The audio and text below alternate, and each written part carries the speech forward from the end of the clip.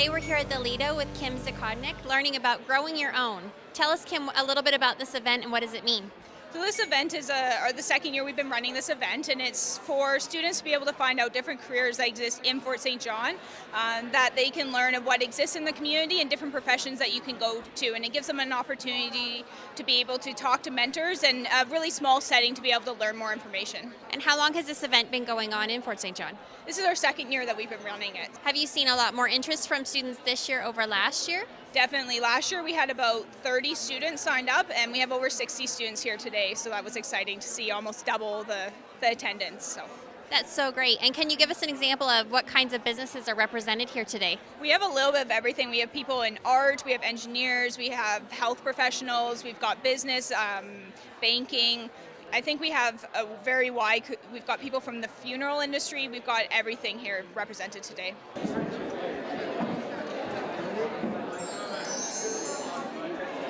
Well, this event is pivotal for so many students. We have students ranging from grade 10s, 11s, 12s, and especially at the grade 10 level. If we pique interest at this age, what we can do for these students in School District 60 is absolutely outstanding. Let's say, for example, even early childhood educator with Janice over there. We have a dual credit program, and that's a program where students can attend different programs at the college and still obtain high school credit for it. And upon successful completion, we'll pay the tuition. So, for example, if a student talks to Janice, early childhood educator, and gets interested in it in grade 10 or 11, then they can come to somebody like me. We can try to arrange a work experience where a student could volunteer with young kids and whatnot and obtain high school credit in doing so. And then if they're continuing interest, that's when we can make sure that their prerequisite courses are completed in their grade 11 year, so we can get them ready to actually attend an early childhood education program partially through their grade 12 year. The options are just absolutely endless. Even from different environmental companies and folks working with the environment.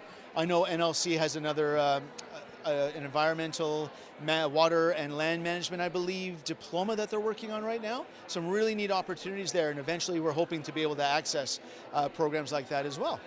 I know a few of these students personally just because of working with them through work experience or from around the school, but how this comes about and how we recruit for this event is that I go around to every single class and present last year's awesome event and say, hey, why don't you come out for this one? So there's a lot of students in here, honestly, that I actually don't know. But what it does do is, again, if it piques a student's interest, I'm well enough known around the school by the students that a lot of them can come to me and say, you know, Mr. Mayor, I was talking with a land agent at Growing Our Own. I'm wondering if there's any work experience opportunities within that we could explore. And then we can go from there. We get them signed up for a work experience, see if we could find them a potential volunteer placement. Then they could gain credits and a deeper look into that particular profession. So that's just one of a variety of different opportunities that we can facilitate for students within the districts. If any students are involved and hoping to attend next year, as far as I know, Kim and I are usually a go. So anyhow, please feel free to talk to me, Jeff Mayer, at the high school, and get involved. We'd love to bring you out and maybe explore some potential career opportunities, help you find your dream job. Students are just in transition. They're heading towards their Selection 3 mentor, and they'll go and meet somebody new and find out about another potential career opportunity. A heads up of what the job entails? I'm an archaeologist. I think I got a lot of really great questions. I know they prepared a lot of the questions for the students, which I thought was really great.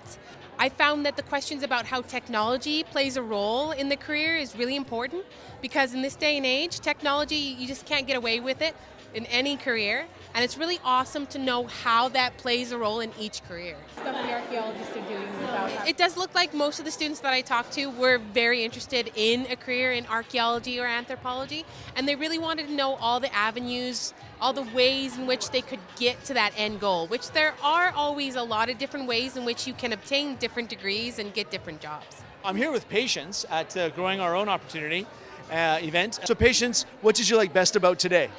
Well, I loved the opportunity to meet new people. Like, this is a once-in-a-lifetime thing because you get to come across people who actually live the life and do the job itself, and you get to understand where they're coming from, and then you have a bunch of decisions to, like, you get to see the options that are available, and it's really fun, and to socialize too is really, really nice. So Erica, what do you think was the most valuable part of the event today?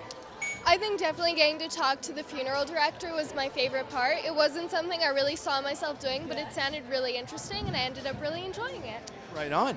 What do you think is the most valuable part of an event like this for students? I think the most valuable part of an event like this is most of us don't know what we want to do in the future. You know, there's just so many options. So actually getting to speak with people and getting a real view of what the jobs are is really, really valuable to students.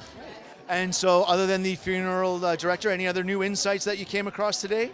I also spoke to a lawyer and an accountant, so those seem like two good opportunities for me. So a lot more things to look into. Ashley, what did you like best about today's event?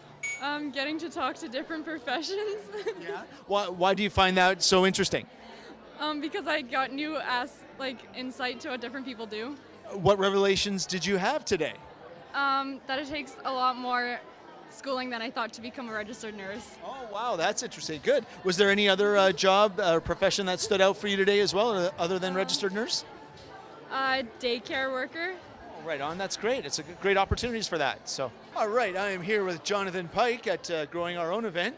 Any new insights into any career paths that you might have gleaned from today? Is there one that stood out more for you than others? It was the health with Carol over there. She helped me understand what I need to do and how to do it, and it's great. I want to become a psychologist, clinical psychologist, and it was very helpful in the aspect of knowing where to go for schooling and what type of schooling I need to transition into psychology. It was a great opportunity and very grateful to be able to have it.